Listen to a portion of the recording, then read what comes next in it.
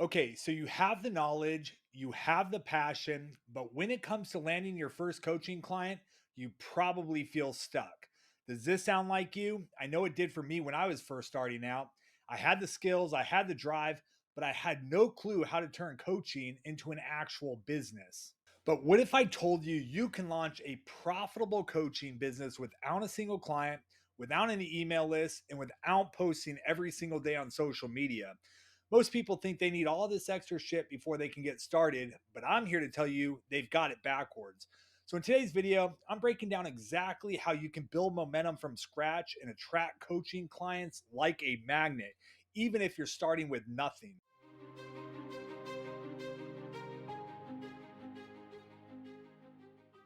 Hey there, if you're new to the channel, my name is Joe McCormick, and I'm an entrepreneur, keynote speaker, and professional business coach with over 20 years in the game.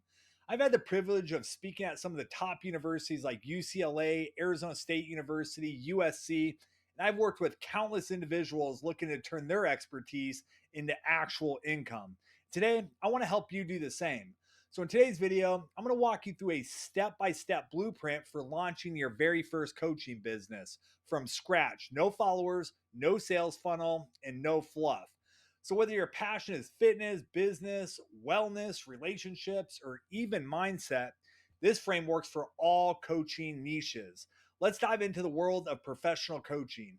So, the first step to starting a successful coaching business is choosing your niche.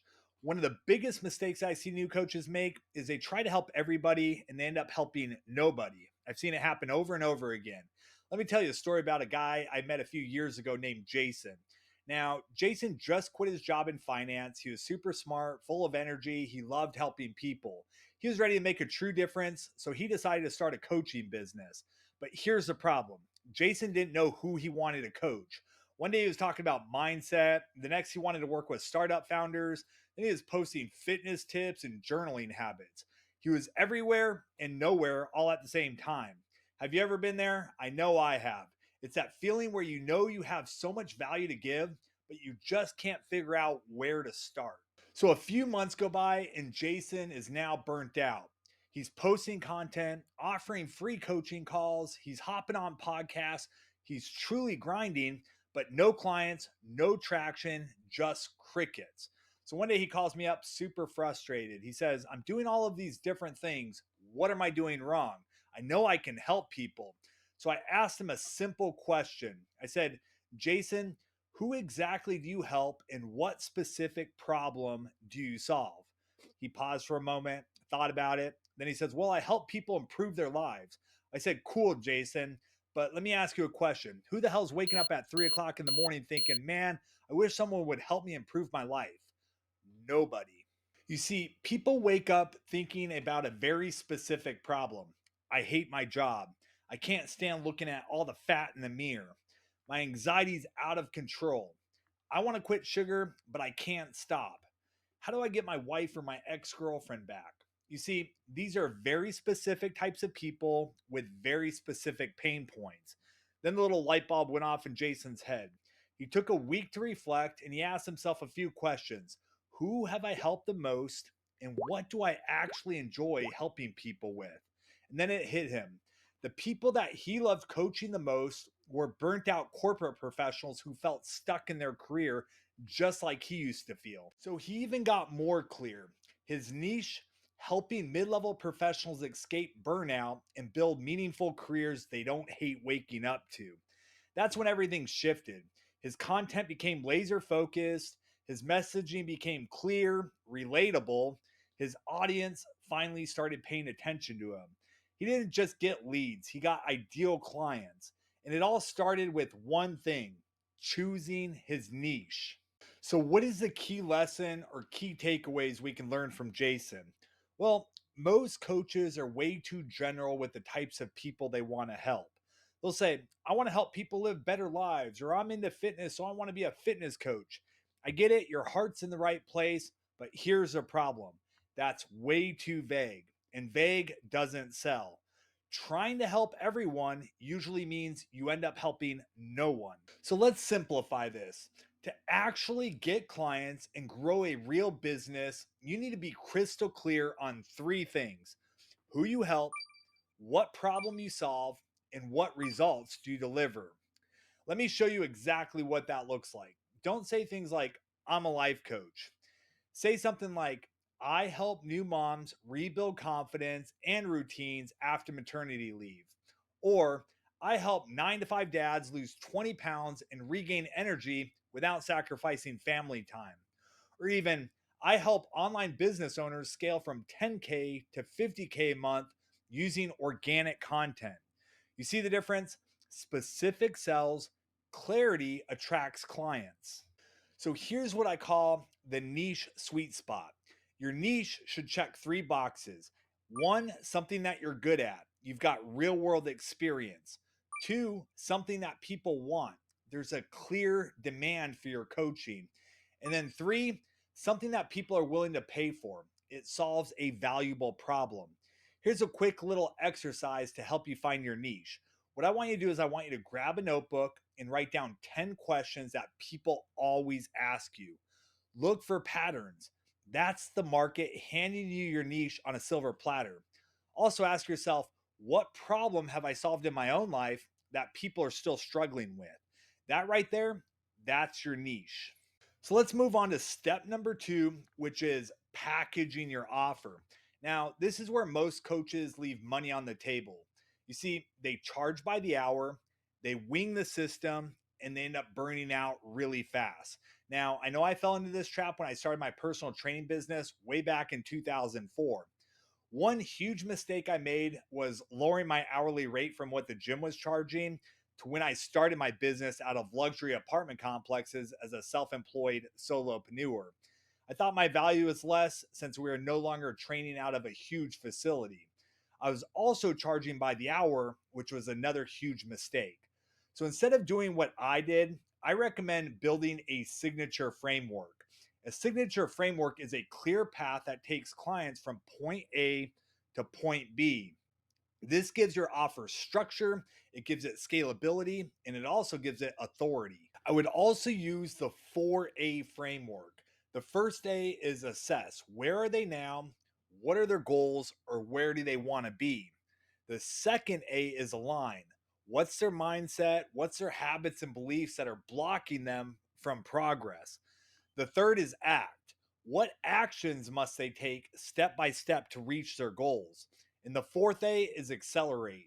How can you help them maintain momentum and optimize their program for better and faster results? So here's an example. Let's say you're a fitness coach. You create a 6 week plan for busy professionals looking to lose weight. So, what does that look like? Well, week one may be goal setting and habit tracking. Week two may be effective and efficient 20-minute workouts. Week three, smart meal planning on a budget. Week four, optimizing energy and sleep. Week five, overcoming plateaus. And week six may be creating sustainable routines. So, how should you price your program? Well, if you solve a $5,000 problem like weight loss, relationships, transformation, or revenue growth, don't be afraid to charge $1,500 to $3,000. I want you to remember this: people pay to shorten the learning curve. They're not buying your time, they're buying faster results. So the next step is finding your first few clients. Listen, if you don't already have an audience, that's not a problem.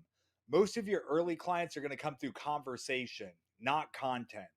Content is something you should be building up over time, but it's not going to get you your first few coaching clients. When I became a fitness trainer right after high school, my clients came from offering people help on the gym floor. Here are a few steps that you can take to get your first few coaching clients. First, I'd make a list of 50 people in your circle that could use your help or know somebody that does. Then I'd reach out to them with value, not desperation. I'd say something like this: Hey, Steve, I'm launching a 6 week coaching program to help men lose weight while building some muscle. Would love to offer you a free session in exchange for feedback or a testimonial. Would you be interested? The next thing that I would do is I'd start posting on social media. Now, you want to post consistently, but strategically. So I'd start off with 1 to 2 platforms max: LinkedIn, YouTube, Instagram, Facebook, or TikTok. The things that you want to talk about in your posts, you want to talk about client wins, even hypothetical or past work, the lessons that you've learned behind the scenes of the offers that you're building. I'd aim for 3 to 5 conversations a day because even at a 10% conversion rate, you're going to land your first few clients quickly. Now, here's a little pro tip: start with one on one coaching first. It's easier to sell, it delivers deeper results, and it gives you real insight into your client's problems. I wouldn't recommend doing one on one coaching forever, though, because at the end of the day, you are exchanging time for money, and that's never a good idea if you're trying to scale your business. Okay, the fourth step is setting up simple systems. Let's be honest, you don't need a website, you don't need funnels or a custom logo to get started. Here's what you actually need. I'd use Calendarly. It's a simple calendar booking system. You can send somebody a link on LinkedIn or Facebook, but it allows them to schedule appointments with you. I'd also get Zoom for virtual sessions. I wouldn't recommend using the free version. I'd use the paid version because if you're going over 45 minutes, they will cut you off if you use the free version. So upgrade, I think it's like $15 a month. I'd use Google Drive or Dropbox for your resources, Stripe or PayPal to collect payments, and then I'd use Notion or Bigin CRM to track client progress. That's it. Keep it lean, keep it simple. As you scale past 5K, 10K a month, then you can start adding tools like Kajabi, Podia, or Conversion Kit, but only if they serve a clear function in your business process. I would automate anything that drains your energy: admin stuff, scheduling, invoicing. That way you can focus on coaching and actual sales. So let's move on to the fifth and final step, which is delivering results and building social proof. Now, here's where the real growth begins. Your first few clients are your launch pad, so treat them like gold. Over deliver, check in on them often, help them win as fast as possible. Then you want to ask them for testimonials. So I'd say something like this: hey, John, would you be open to sharing a quick video or a written testimonial?